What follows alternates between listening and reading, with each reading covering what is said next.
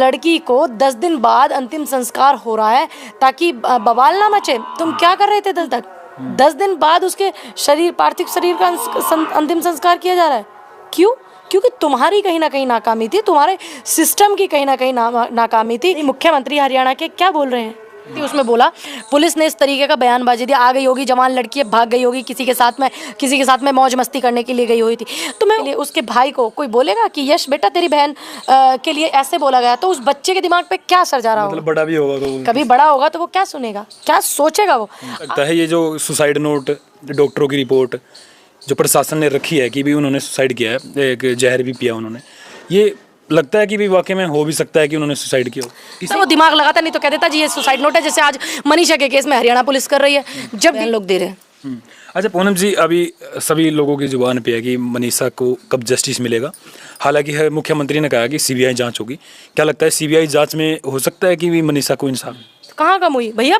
हरियाणा वालों, उत्तर प्रदेश में हम लोग रहते हैं इसलिए रोज आ रही हैं। कोई सड़क पे देखो शारीरिक संबंध बना रहा है। वीडियो देखा था जब नंगा बेटियों को घुमाया गया था, तो मुझे लग रहा था, ऐसे फील हो रहा था कि कोई इधर से हाथ मुझे ही तो नहीं लगा रहा है, कोई इधर से मुझे ही तो नहीं लगा रहा।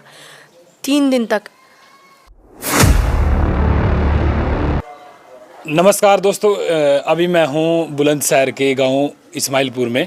पूनम पंडित का गांव है और आज मैं ख़ास टॉपिक पर बातचीत करूंगा। और जब मैं इस टॉपिक पर बात करने की कोशिश कर रहा हूँ ना, तो कहीं ना कहीं मेरे को या फिर कुछ लोगों को हेजिटेशन भी होती होगी, क्योंकि हरियाणा में ये बताया जाता है कि भी जो कुछ पत्रकारों पर इस तरीके की कार्रवाई की गई है जिन्होंने मनीषा मामले की आवाज़ उठाई थी। हालांकि मैं इस बात की पुष्टि नहीं करता कि उन लोगों ने किस तरीके की आवाज़ उठाई थी। हो सकता है कि कुछ लोगों को गुमराह करने के लिए कुछ खबर बनाई भी जाती होगी, लेकिन हमारे साथ एक महान शख्सियत मौजूद है। काफ़ी चर्चाओं में मैं घुसना नहीं चाहता। पूनम पंडित, जो कि एक बड़ा किसान आंदोलन में इनका नाम चलता था, एक बड़ा चेहरा था। उसके बाद इन्होंने बड़ा चुनाव लड़ा और अभी ये कांग्रेस पद पर आसीन है और लगातार समाज सेवा भी कर रही हैं और तमाम चीज़ों पर ध्यान रखती है, किसान नेता भी हैं। तो आइए बातचीत करेंगे मनीषा हत्याकांड को लेकर कि किस तरीके से सोचती हैं। तो आइए बातचीत करेंगे। पूनम जी, बहुत दिनों के बाद मैं पहुंचा हूं और काफ़ी लोग इंतज़ार भी करते रहते हैं कि भाई आप कब इंटरव्यू लोगे। पहले तो आपका बहुत बहुत शुक्रिया, धन्यवाद। अच्छा पूनम जी, किस तरीके से देखते हैं भिवानी का जो हत्याकांड, जो मनीषा का हत्या की गई है, या फिर सरकार का ये कहना है, प्रशासन का ये कहना है कि उन्होंने सुसाइड किया? देखिए, मैं ये बोलना चाहूँगी इस मुद्दे पर, इस मामले पर, जो इसमें इतनी राजनीतिकरण करने की कोशिश की जा रही है, लोगों को बचाने की जो कोशिश करी जा रही है। एक बार तो वो उस दिन मर गई थी जिस दिन उसकी हत्या हुई, अब वो रोज उस दिन से मर रही है जिस दिन राजनीतिक लोग जो है ये कह रहे हैं कि उसने आत्महत्या की है, या फिर उसने किस वेश में आके की है, या उसकी बातों को दबाया जा रहा। वो रोज मर रही है, हर पल मर रही है। जब भी आप उसकी चर्चा कर रहे हैं, अब वो ज़्यादा मर रही है। एक बार आदमी मर जाता है तो सुकून पा लेता है, लेकिन इन सब चीज़ों पे कुछ लोगों को बचाने के लिए बड़े बड़े लीडर, बड़े बड़े नेता और जो समर्थित यूट्यूबर हैं, न्यूज़ चैनल वाले हैं, वो लोग जो कर रहे हैं ना, ये उसका हनन उससे भी ज़्यादा किया जा रहा है। अभी एक बात बताइए, वो आत्महत्या क्यों करेगी? 19 साल की बच्ची जिसने दुनिया नहीं देखी, संसार नहीं देखा, वो आत्महत्या क्यों करेगी? दूसरी बात, अगर आत्महत्या, क्या आपने कभी ऐसा सुना है कि एक लड़की ने अपना गला काट लिया, या किसी ने आत्महत्या, या तो आत्महत्या कोई फांसी लगा के करता है, गोली मार के करता है ना? कभी ऐसा देखा कि उसने अपने यहाँ से गले पे इतना काट लिया और थोड़ा सा बच गया? इतनी जर्जरता आपने देखी है? कभी नहीं मिली।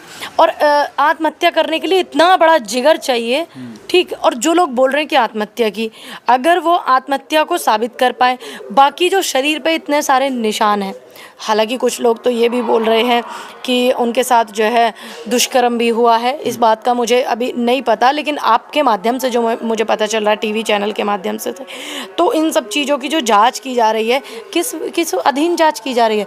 एक लड़की को 10 दिन बाद अंतिम संस्कार हो रहा है ताकि बवाल ना मचे। तुम क्या कर रहे थे 10 दिन तक? 10 दिन बाद उसके पार्थिव शरीर का अंतिम संस्कार किया जा रहा है। क्यों? क्योंकि तुम्हारी कहीं ना कहीं नाकामी थी, तुम्हारे सिस्टम की कहीं ना कहीं नाकामी थी। लड़की भाग रही है एक ऐसा सिर्फ मनीषा की बात नहीं मैं कर रही हूँ, तमाम उन बेटियों की बात कर रही हूँ। आज आप यहाँ इंटरव्यू करने आए, आपको तो शायद पता भी नहीं होगा, गाजियाबाद में एक लड़की का बलात्कार हो गया, लौनी क्षेत्र में, विधानसभा लौनी में। मेरे बुलंदशहर में बैठे बुलंदशहर में एक बच्ची का बलात्कार हो गया। तमाम उन बेटियों की बलात्कार की मैं बात उठा रही हूँ जो मनीषा जैसे हालात हुए हैं। एक भी बलात्कारी ऐसा हुआ है जिसको फांसी की सज़ा हुई हो? जब आपको पता है हमारे देश में हर घंटे के अंदर, हर 45-48 मिनट के अंदर बलात्कार होता है, तो आप क्यों नहीं करते हैं? ये बिल पास क्यों नहीं करते? महिला आरक्षण की सिर्फ घोषणा हुई थी, लागू नहीं हुआ। वो लागू अगर होता तो इन्हीं सब चीज़ों को तो महिलाओं को अधिकार मिलता, उनकी भागीदारी होती, ज़्यादा से ज़्यादा जागरूक होती, महिलाएं आवाज़ उठाती। आज भाजपा के कैबिनेट में इतनी सारी महिलाएं हरियाणा में हैं, इतनी सारी देश में हैं, भाजपा में नेता, कोई नेता आके कह रही है ये गलत हुआ है? किसी नेता ने कहा है? आप बताइए, मुख्यमंत्री हरियाणा के क्या बोल रहे हैं? हमारे जो प्रधानमंत्री हैं वो बिहार की रैलियों में बिजी हैं, वो बेटियों की बात करते हैं, गृह मंत्री बेटियों की बात करते हैं कि स्कूटी पे बेटियां जा सकती हैं, सोना चांदी पहन करके घूम सकती हैं। एक 19 साल की लड़की 8 बजे नहीं जा सकती? ये हमारा देश है, हम अपने देश में आज़ादी से नहीं घूम सकते? बहुत सारे लोग बातें बनाते हैं, छोटे कपड़े पहनते। अरे वो 6 साल की बच्ची क्या छोटे कपड़े पहनना जानेगी? वो 6 साल की लड़की क्या जानेगी छोटे कपड़े क्या होता है, बड़े क्या होता है, जिसका बलात्कार हो जाता है? है तो जो बेटी उसने तो अब ये जितने भी बलात्कार हुए हैं 100 में से 98% जो रेशो निकला है वो ये निकला है कि लड़कियों ने छोटे कपड़े नहीं पहने हुए थे। फिर बताइए आप, तो ये जो नज़र छोटी लेकर के बैठे हुए हैं कुछ लोग। हम पुलिस को ये कहा जाता है कि हमारे रक्षक है, और जो उनके पिताजी कह रहे थे, मैं आपको बताना चाहूँगा कि उसके पिताजी ये कहना है कि जब मैं अपनी बेटी की कहीं ना कहीं FIR करवाने के लिए गया, उन्होंने कहा कि भाई आ जाएगी, भाग गई होगी कहीं। वो ये बहुत मेन था, ये बहुत मेन था। मैं एक वीडियो देख रही थी, उसमें बोला पुलिस ने इस तरीके का बयानबाजी दिया, आ गई होगी जवान लड़की, भाग गई होगी, किसी के साथ में मौज मस्ती करने के लिए गई हुई थी। तो मैं उसी व्यक्ति से पूछना चाहती हूँ, जो पुलिस को जो ये लोगो दिया जाता है अशोक स्तंभ का, ये सिर्फ पुलिस को ही क्यों दिया जाता है? क्योंकि जनता उम्मीद करती है कि आप शेर की भांति बिना किसी से डरे, बिना किसी सत्ता के, बिना किसी मुख्यमंत्री के प्रभाव में आके जनता की सेवा करेंगे। और इसमें आपकी बेटी होती तो क्या आप यही कहते कि मेरी बेटी भाग गई होगी? क्या आप यही कहते कि मेरी बेटी चरित्रहीन थी? आपका काम था कि आप उस पिता की रिपोर्ट लिखते, आपका काम था उसकी बात उठाते। आज वो पिता अपनी बेटी के लिए तो रो रहा है, लेकिन उससे ज़्यादा वो उस चीज़ के लिए रो रहा है कि आज मेरी बेटी इस दुनिया में नहीं है और मेरी बेटी के लिए मैं FIR कराने गया तो वहाँ पे मुझे सुनने के लिए क्या मिला कि मेरी बेटी चरित्रहीन होगी। कितने, मतलब एक बाप से आप ये शब्द कैसे कह सकते हो? शर्म नहीं आती तुमको?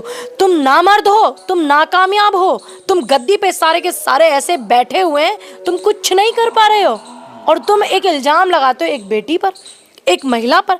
क्योंकि जब भी ये इतिहास गवाह है, महिला से जब पुरुष नहीं जीत पाता तो उसके चरित्र को ला करके घेरता है ना? चरित्र का हनन करने की कोशिश की जाती है, चरित्र की बात की जाती है, चरित्र पर बात। अब वो पिता क्या करता? अब वो कोई बताएगा उस पिता को, कोई जवाब देगा इस बात के लिए? उसके भाई को कोई बोलेगा कि यश बेटा तेरी बहन के लिए ऐसे बोला गया, तो उस बच्चे के दिमाग पे क्या असर जा रहा होगा? मतलब बड़ा भी होगा तो कभी बड़ा होगा तो वो क्या सुनेगा, क्या सोचेगा वो? अब हमारे देश का जो सिस्टम है, मैं हरियाणा की ही नहीं बात कर रही, लेकिन मैं वहाँ की जितनी भी तमाम खाफे हैं, जिस दिन मुझे ये पता चला मामला, उस दिन हम लोग ने यहाँ से वीडियो भी बनाया, बहुत सारा अच्छा रिस्पॉन्स भी मिला। बहुत सारे लोग बोले मुझे फ़ोन करके कि मैडम बेटी का इसका बलात्कार नहीं हुआ था, ये नहीं हुआ था, वो नहीं हुआ था। अरे जो भी हुआ था आज वो हमारे बीच में नहीं है, हुई तो हत्या है ना, ऐसा तो बिल्कुल भी नहीं है। पूनम जी, आपने जैसे पता चल गया तो आप गई क्यों नहीं? देखिए, मुझे जो पता चला है वो जिस दिन ये शाम को ही मुझे पता चला था, और मैं तुम्हारा जब कल मुझे फ़ोन आया कि हम आ रहे हैं तो मैंने कल तुम्हें मना कर दिया था, क्योंकि मैं कई दिनों बाद अपने घर कल रात को ही लौटी हूँ, इसलिए मैंने मना कर दिया था। तुम्हारे आने के लिए भी इसलिए मना किया, इसलिए मैंने तुम्हारा आज का दिन चुना था।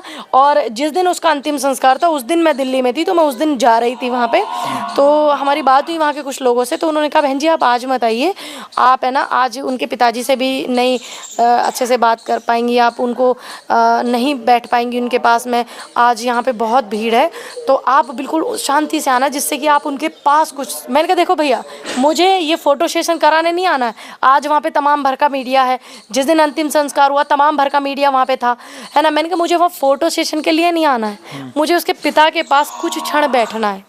तो उन्होंने कहा अगर आपको शांति में आना है, मैंने कहा भैया मुझे शांति में थोड़ा आना है, तो उन्होंने कहा आप उस दिन आइएगा जिस दिन ये कुछ क्रियाएं होती हैं, संस्कार जो होते हैं, उस दिन आइएगा, तो हम लोग जाएंगे उस दिन। अच्छा पूनम जी, आपने मतलब ये देखा कि लगता है कि भाई आपने जो मतलब सही तरीके से अब आपने आप ये बताइए, जितने भी तमाम, देखिए मैं वहाँ पे, हमारी महिला कांग्रेस के अध्यक्ष सुधा भारद्वाज जी हैं, वो भी वहाँ पर पहुँची हैं टाइम पे, और भी बड़े बड़े लीडर पहुँचे हैं, तमाम लोग पहुँचे हैं।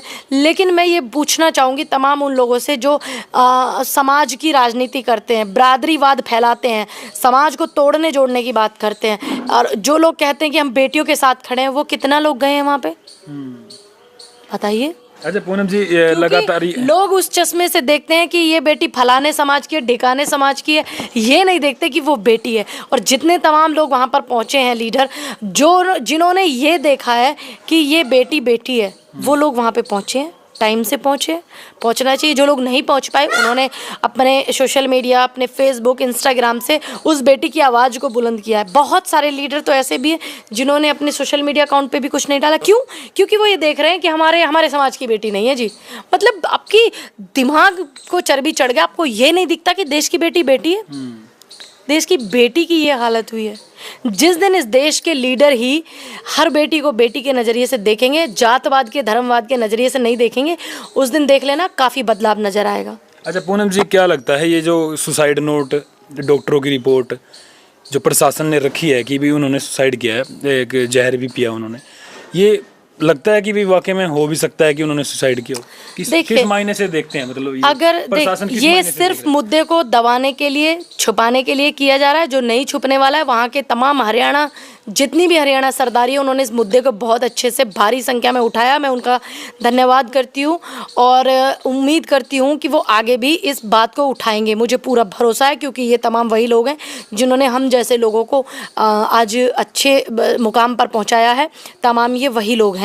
और दूसरी बात कि उन्होंने जहर पिया था, ये पिया था, वो पिया था, ये सब जो है बरगलाने की चीज़ें हो रही हैं, बरगलाया जा रहा है लोगों को, जनता को बरगलाया जा रहा है, ताकि वहाँ पे सत्ता अपना कहीं मुंह छुपाने के लायक उनको चुल्लू भर पानी ना मिले। सिर्फ इतनी सी बात है। अगर वो सुसाइड नोट लिख करके आत्महत्या करती, ठीक, मैं आपको एक आत्महत्या और सुसाइड नोट का केस बताती हूँ, बात थोड़ी लंबी है लेकिन मैं चाहती हूँ कि आप इस बात को कंटिन्यू रखिएगा। एक बेटी थी बड़ौत की, लुहारली गांव की, पुलिस में यहाँ पे पोस्टिंग थी हमारे ज़िला बुलंदशहर में, उसका सुसाइड नोट था। और मेरे जो मिलने वाले परिचित था मेरा, उनसे यहाँ पे इंचार्ज थे, ये शहर कोतवाली में, बुलंदशहर में, और वो लड़की अपने घर की जिम्मेदार थी, पालन पोषण करने वाली बेटी थी, लुहारली गांव की, बड़ौत की। मैं उस बिटिया का नाम नहीं लूँगी, उस बहन का, आज वो हमारे बीच नहीं है, वो अच्छी जगह, हम बुरी जगह बैठे हुए हैं। तो मैं सुसाइड नोट मनीषा वाल्मीकि का और दोनों का इसलिए बता रही हूँ कि इस तरीके की घटनाएं भी हुई हैं। तो उस बेटी का सुसाइड नोट मिला, फंदा लटका करके मिली वो, पुलिस को लगा कि सुसाइड नोट है, ठीक है, सुसाइड नोट है, इसने तो आत्महत्या की है। तो जो लड़के से उसकी शादी होने वाली थी वो फौजी था, उसने प्यार प्यार में पहले खुद सुसाइड नोट लिखा कि मैं तेरे पे भरोसा करता हूँ, ये सुसाइड नोट मैंने लिख दिया, आत्महत्या कर लो, अब तू भी लिख दे। अपने वाला तो वो जेब में वहीं पे छोड़ गया, नाम काट दीजिएगा ये, उस लड़की का वहीं पे छोड़ गया, ताकि पुलिस को वो नोट मिल जाए कि आत्महत्या करी, कोई जांच ना, कोई पड़ताल ना हो। लेकिन वो पुलिस इंस्पेक्टर जो थे वो बड़े बुद्धिजीवी व्यक्ति थे, ठीक, उन्होंने देखा कि ऐसे कैसे लटकी हुई है, मेज भी नहीं हटी है, तो फांसी कैसे हुई है, दिमाग लगाया पुलिस ने, अपना पुलिस वाला। तो जो ईमानदार व्यक्ति होता है वो दिमाग लगाता, नहीं तो कह देता जी ये सुसाइड नोट है, जैसे आज मनीषा के केस में हरियाणा पुलिस कर रही है। जब डिटेल निकाली, सब कुछ निकाला, पता चला, और वो फौजी का लोकेशन वहीं मिला जिससे उसकी शादी होने वाली थी। तमाम लोगों की चीज़ें पता चली, खुल करके आई, उसको पकड़ा, फिर उसने खुद ही बोला कि हाँ मैंने पहले सुसाइड नोट भरोसा करके उसको अपना लिख के दिया, अपना वाला मैं जेब में लेकर के चला गया, मैं ऑटो में बैठ के गया, मैं टेर्री में, मैं छोटे हाथी में, मैं DCM में बैठ करके गया, और मैंने उसकी गला दबा करके हत्या कर दी। इस ऐसा ही मनीषा के केस में किया जा रहा है। तो कि सुसाइड नोट, जहर पिया। अरे भाई एक बात बताइए, जिस लड़की ने अगर जहर पी लिया तो कोई घर में कलेशबाजी तो हुई होगी, कोई कलहबाजी तो हुई होगी, कुछ तो हुआ होगा है। और अगर कलेशबाजी हुई होती या कुछ ऐसी आशंका होती तो क्या एक पिता अपनी बेटी के लिए जाता, या कोई गलत संबंध कोई रिश्ता होता, क्या पिता अपनी बेटी की इज्जत उछलवाने के लिए जाता कि मरने के बाद भी सुकून नहीं, चैन नहीं उस बेटी को? मतलब शर्म नहीं आती? तुम लोग कुछ नहीं कर पा रहे हो, कुछ लोग तुमसे नहीं हो रहा है, तुम अपनी नाकामियों को छुपाने के लिए एक बेटी पे जो अब इस दुनिया में नहीं है, कम से कम तुमने जीते जी तो उसको नहीं रहने दिया ठीक से, मरने के बाद तो उसकी आत्मा को शांति मिलने दो। अच्छा पूनम जी, हरियाणा के मुख्यमंत्री मॉनिटरिंग कर रहे थे उसकी, मतलब एक देख सब वो ही कर रहे थे, तो वो तो कह रहे हैं कि हम तो बेटी बचाओ बेटी पढ़ाओ का नारा हर अगर आप बेटी बचाओ बेटी बढ़ाओ का नारा दे रहे थे तो आपने क्या उस इंस्पेक्टर को सस्पेंड किया जिसने उसके पिता से बोला सस्पेंड किया कि नहीं? उस दिन नहीं किया। जब किया जब ये मामला हाईलाइट हुआ था, उस दिन नहीं किया। जिस दिन ये मामला हत्या की बात पूरे में फैल गई उस दिन भी नहीं किया सस्पेंड। उस दिन किया जब ये मामला बहुत तूप पकड़ने लगा, मनीषा के लिए आवाज उठने लगी, भारी संख्या में भीड़ होने लगी, उस दिन उठा, उस दिन किया उन्होंने सस्पेंड। क्या थाने को सस्पेंड किया? क्या आपने वहाँ के सीईओ को सस्पेंड किया? क्या किया आपने अगर आप उनके फेवर में थे? नहीं, कहीं ना कहीं वो मॉनिटरिंग इसलिए कर रहे थे ताकि उनकी सरकार है वहाँ पर बात ना आए, उनकी सरकार की बदनामी ना हो, उनकी सरकार की थू थू ना हो, बात इतनी सी है। अच्छा पूनम जी, पहले तो भिवानी में रिपोर्ट बनती है कि उनका मतलब रेप हुआ और उनके साथ हाँ, मतलब उसके बाद में कह रहे हैं कि आत्महत्या की है और रेप ही नहीं हुआ, लड़की वर्जिन है। तो मतलब भाई आप पहले डिसाइड करो ना, आप ही के लोग बना रहे हैं उसको रिपोर्ट को और आप मॉनिटरिंग कर रहे हैं और आज आप कह रहे हैं कि उसने आत्महत्या की है और कोई ऐसी घटना नहीं हुई है। तय तो आप करो ना, आपका स्टैंड क्लियर नहीं है, इसका मतलब कि सरकार गफलत में है और गफलत की हालत में है, बदहोशी में है, जल्दी जल्दी में पता नहीं कैसे बयान लोग दे रहे हैं। अच्छा पूनम जी, अभी सभी लोगों की जुबान पे है कि मनीषा को कब जस्टिस मिलेगा, हालांकि है मुख्यमंत्री ने कहा कि सीबीआई जांच होगी, क्या लगता है सीबीआई जांच में हो सकता है कि मनीषा को इंसाफ मिलेगा? देखिए हम संस्थाओं पे भरोसा करते हैं, ऐसा नहीं है, भरोसे पे दुनिया टिकी है, लेकिन एक बात बताइए, जिनकी सरकार है वही लोग बैठे हैं ना जांच करने के लिए, क्या उसमें से किसी विपक्ष के नेता को या फिर किसी ऐसे जो ये होते हैं आपका खाफ के अध्यक्ष, क्या उनको लिया टीम में? बताइए कि हाँ जब हम जांच करेंगे तो आप लोग भी साथ रहिएगा, आप लोग देख रेख करिएगा। विपक्ष के किसी लीडर को लिया उन्होंने? तो विपक्ष का लीडर तो वहाँ पे पहुँचा भी नहीं। आप विपक्ष में एक ही लीडर है, अब बताइए तमाम लोग कैसी बात कर रहे हैं? आप कांग्रेस की अध्यक्ष खुद, मैंने सुधा भारद्वाज जी को वहाँ पे जाते हुए देखा, और वो हमारे एक लीडर हैं उनका नाम मैं भूल रही हूँ, कांग्रेस से, वो भी गए हैं। ये छोड़िए कि कोई गया नहीं गया है, क्या आपने अपनी जिम्मेदारी से इस बात को किया? मैं आपको सुधा भारद्वाज जी का ऑल इंडिया महिला कांग्रेस के पेज पे देखिएगा, उनके फोटो भी डले हुए हैं। कैसी बात कर रहे हैं कि आप नहीं गए? हाँ, गीता फोगाट जी गई है, हमारी जो विधायक है, एक बेटी है वो खेल जगत से है, ओलंपिक में खेलने गई, वो भी गई है। अच्छा, पूरे देश में इतना मामला ये चर्चित रहा, मतलब मोदी जी ने कोई ट्वीट वगैरह कुछ ट्वीट भी नहीं किया, वो हरियाणा के चुनाव में बिजी हैं भाई, उनको वोट चाहिए, हरियाणा में सरकार बनानी है, जोड़ के तोड़ करके चुनाव बनानी है। ध्यान रखिएगा, बिहार वालों से कह रही हूँ, तमाम बेटियों के हिंदुओं के ही बलात्कार हुए हैं, ध्यान रखना इस बात का। आप जो हिंदू के चक्कर में इनको वोट दे रहे हैं और हिंदू हिंदू हिंदू हिंदू कर करके ये लोग तुम्हें मूर्ख बना रहे हैं, तो क्या उन्होंने इस बात की लड़ाई लड़ी? क्या उस हिंदू बेटी के लिए गए? मनीषा भी हिंदू ही थी, हालांकि देश की बेटी बेटी है, हमारे लिए तो देश की बेटी बेटी है, लेकिन इसलिए इस बात को बोल रही हूँ क्योंकि ये लोग यही राजनीति कर रहे हैं, बिहार में इसी नाम पे वोट ले रहे हैं, तो अपना वोट भी सूझबूझ से डालिएगा। ये उस बेटी के देखने तक नहीं आए उसके यहाँ पे। बिल्कुल। तो देखो भाई, पूनम जी ने सारी चीज़ें जो है मतलब बताई हैं, तो पूनम जी आप जाओगे घर पे? हाँ बिल्कुल जाना पड़ेगा, जाना चाहिए जिम्मेदारी के साथ, क्योंकि हरियाणा वो भूमि है जिन्होंने मुझे बड़ा सम्मान दिया है, और हम लोग उसी दिन जाने वाले थे जिस दिन उनका अंतिम संस्कार हुआ। तो बहुत ज़्यादा भीड़ थी उस दिन, बहुत सारी मीडिया थी, तो मेरा मन था कि मैं शांति से जाऊँ, बहुत मतलब शांति से उनके पास बैठूँ, क्योंकि आप राजनीतिक के लिए बहुत मंच हैं, बहुत सारे मंच हैं राजनीति करने के लिए, मीडिया में बाइट देने के लिए बहुत से मुद्दे हैं, मीडिया में मुद्दा उठाने के लिए और काफ़ी समय है, या मीडिया में मनीषा बाल्मीकि की आप बात रखने के लिए किसी चैनल पे बैठ के अब आप आए ना इतनी दूर, बहुत सारे, लेकिन वहाँ हम जा रहे हैं तो वहाँ अपना मीडियाकरण करने नहीं जा रहे हैं, उनके दुख में शरीक होने, उनके दुख में बैठने के लिए जा रहे हैं। अच्छा, 24 तारीख को ये कह रहे हैं कि हरियाणा बंद करेंगे। अच्छी बात तो है, ये करना लगता है कि माँ बाप जिस तरीके से भावुक थे, कल जब उनका अंतिम संस्कार हुआ उसके दादाजी भावुक थे, एक छोटा सा भाई है, एक उनकी माँ है, लगता है कि ये जो इतना बड़ा उनके ऊपर बोझ है, मतलब दुखों का पहाड़ टूटा है, ये उनको जस्टिस मिलने के बाद तो थोड़ा कहीं ना कहीं। देखो, जब जस्टिस, देखो हम कमी तो कोई किसी की पूरी नहीं कर सकता। मनीषा की कमी ना पूनम पंडित कर सकती है पूरी, ना कोई और कर सकता है। लेकिन हाँ, ये है मन में एक सुकून होगा कि आज हमारी बेटी को इंसाफ मिला है। तो हरियाणा सरकार से अपील है कि आप इंसाफ दीजिए और कोशिश करिए। और आप वैसे तो करते नहीं हैं, लेकिन हम लोग उम्मीद करते हैं, सत्ता में आप हैं तो उम्मीद है आपसे कि आप पॉजिटिव चीज़ों में रहें। और जो लोग आपकी जो लॉबी है, आप उसको खुद दूर रखिए और इंसाफ करिए, क्योंकि आप लोगों की मानसिकता सही तरीके से सच्ची होगी तो ज़रूर इंसाफ मिलेगा। अगर आप अपनी सत्ता पे लांछन ना लग जाए, ये ना हो जाए, वो ना हो जाए, ये सब रखेंगे तो कुछ नहीं हो सकता। अच्छा, लगता है कि आप मतलब मानते हैं कि हरियाणा के मुख्यमंत्री ठीक काम करें? कुछ लोग कह रहे हैं कि बढ़िया मुख्यमंत्री है। देखिए, बढ़िया मुख्यमंत्री अगर होते तो मुझे नहीं लगता कि ये आज हाल होता जो बेटी का हुआ है।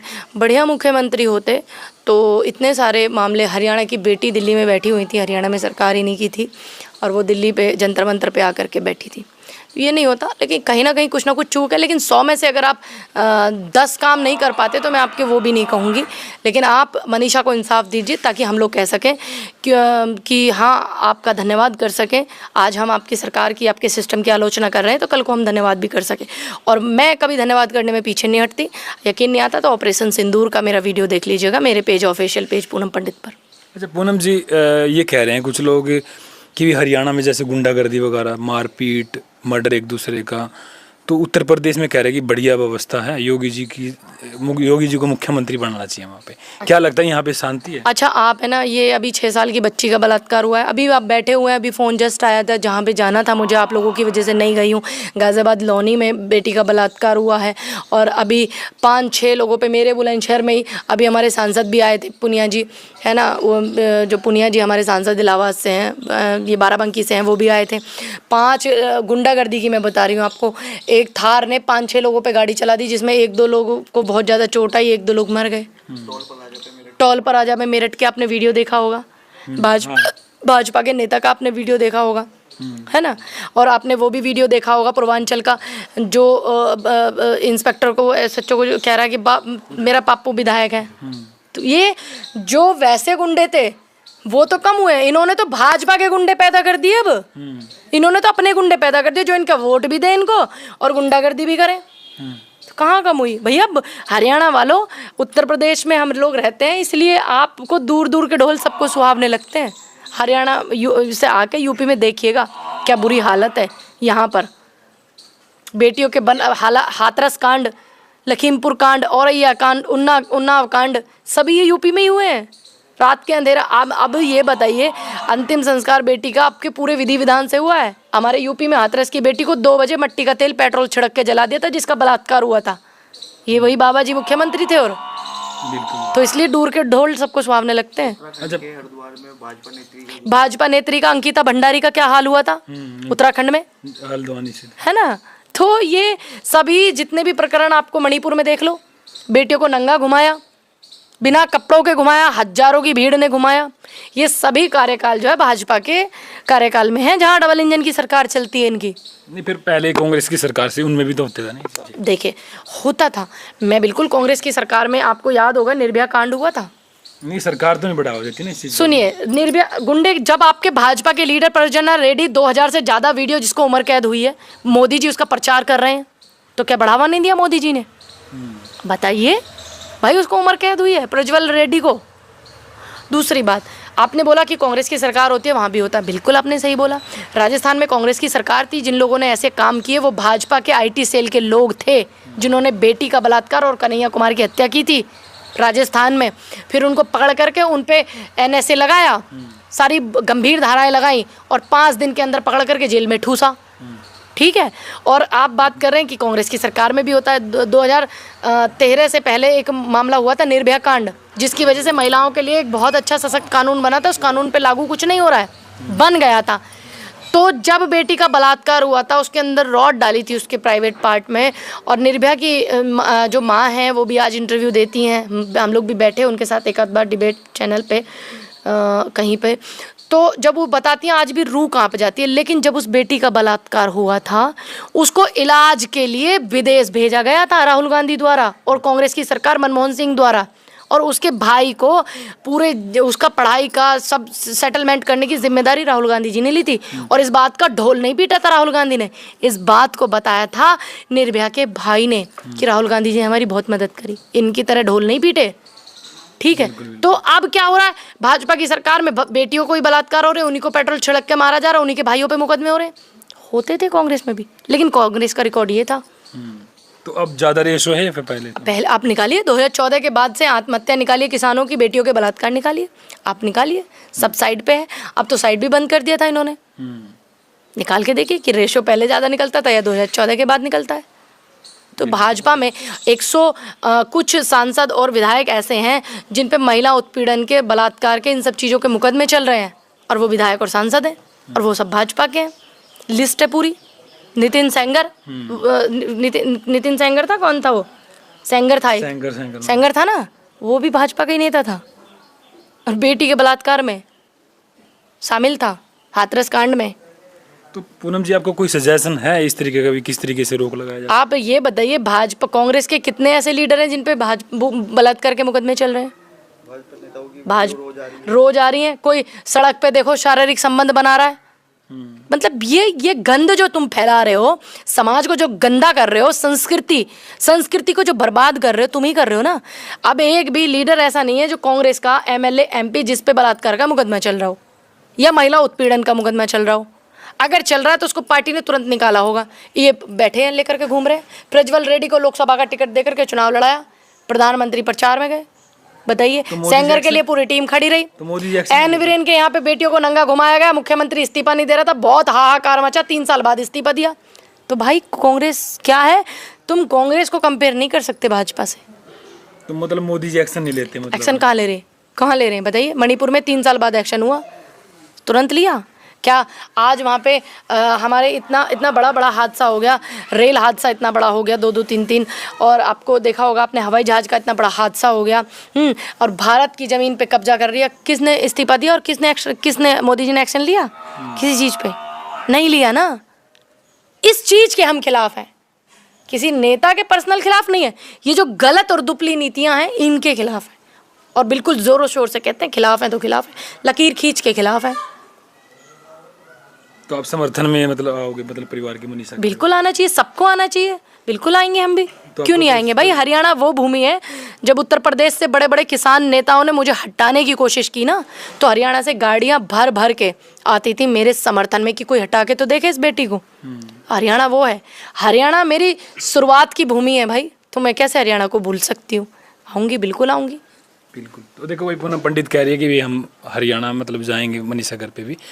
तो अभी जो वहाँ पे है ना, खापे पंचायतें जो अपनी रणनीति तैयार कर रही हैं, अभी जो किसान है, अगर जस्टिस नहीं मिलता तो हमारा कोई बड़ा एक्शन होगा, तो ऐसा करना बिल्कुल, जो बड़ा बिल्कुल करना चाहिए भाई जस्टिस। भाई बेटियों को पूजा जाता है, ठीक है, हिंदुस्तान की संस्कृति है, बेटियों को पूजा जाता है, देवी हैं। और जब सरकार नकारा हो जाएगी तो खापों को ही एक्शन लेना पड़ेगा ना। हम अपनी बात को कैसे रखेंगे? आज हरियाणा में जो खापे हैं वो पंचायत करके, आंदोलन करके अपनी बात को रख रहे, सरकार नहीं सुन रही, फिर क्या करेंगे? फिर जरूर बड़ा बदलाव होगा। करेंगे, बिल्कुल करेंगे, और साथ खड़े रह के करेंगे। तो लगता है प्रशासन उसको मतलब आरोपी को ढूंढ सकती थी अगर मतलब टाइम से कार्रवाई। भाई एक बात बताओ, जान ही बच सकी थी उसकी। मतलब एक बात बताइए आप, ये मैं बस ये कहूँगी कि हास्य वाली बातें, क्या ऐसा हो सकता है सत्ता चाहे, पुलिस चाहे, बाल में से खाल निकालती है पुलिस, तो क्या आरोपी को नहीं निकाल पाती? यही आरोपी अगर कांग्रेस शासित राज्य में होते, सत्ता में भाजपा नहीं होती, विपक्ष में होती, ढूंढते ये लोग, जैसे पागल कुत्ते ढूंढते ना, ऐसे ढूंढते। ये बात है। एक लड़की का वीडियो आपने देखा ना, वो बेटी भाग रही थी, एसएसपी के कैमरे में कैद हुआ है, बलात्कार किया। देखा आपने वो वीडियो? बेटिया वो भाग रही है, वो बोल नहीं सकती थी, वो आवाज नहीं निकाल सकती थी। पहले वो आरोपी से छूट करके भागी है, तो कैमरे में कैद हुई है वो वीडियो, है ना, फिर उसका बलात्कार हो गया, हत्या हो गई लड़की की। अच्छा पूनम जी, जो ऐसे घिनौने काम करते हैं, जो दरिंदे हैं, जो राक्षस प्रजाति के लोग, जो इस तरीके का, तो उन बेटियों मतलब बेटी क्या बीतती होगी जिन पर, मतलब इस तरीके क्या मतलब वो ये दर्द जो बयां है हम तब कर सकते हैं, हम दुख में शरीक हो सकते हैं। ये दर्द बयां सिर्फ वही करेगा जिस पे बीती है, क्योंकि कैसे कोई ले जाए किसी की आबरू, कैसे कोई टच करे। मेरे आज भी याद है, मुझे 3 दिन तक नींद नहीं आई थी जिस टाइम मैंने मणिपुर का वीडियो देखा था, जब नंगा बेटियों को घुमाया गया था। तो मुझे लग रहा था, ऐसे फील हो रहा था कि कोई इधर से हाथ मुझे ही तो नहीं लगा रहा है, कोई इधर से मुझे ही तो नहीं लगा रहा। 3 दिन तक नींद तक नहीं आई थी, और उस प्रकरण ने झंझोर के रख दिया था कि हम वो बेटियां हैं जिनको भरी सभा में नंगा घुमाया जा सकता है।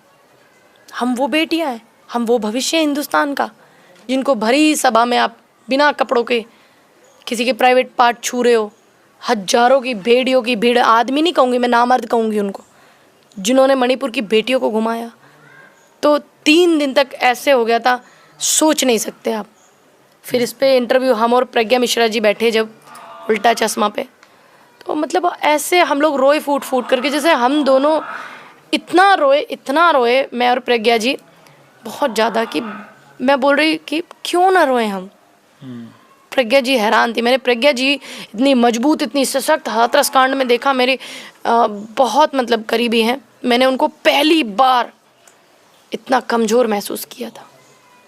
वो बहुत मजबूत है, वो कमज़ोर नहीं थी। मैं महसूस कर रही थी कि कमज़ोर हैं, लेकिन वो अपना बेटियों का दुख बयां कर रही थी। तो इतनी बुरी हालत, इतनी बुरी स्थिति बेटियों की, क्या कहें। हम आज़ाद भारत में हैं, क्या कहें, वहाँ भी बेटियों को पूजा जाता है, क्या कहें, महिलाओं को कहते पूजा जाता है, क्या देवी माना जाता है। ये कहें, मत मानो आप देवी, बस आप बेटी ही मान लो, इससे ज़्यादा कुछ नहीं मानो।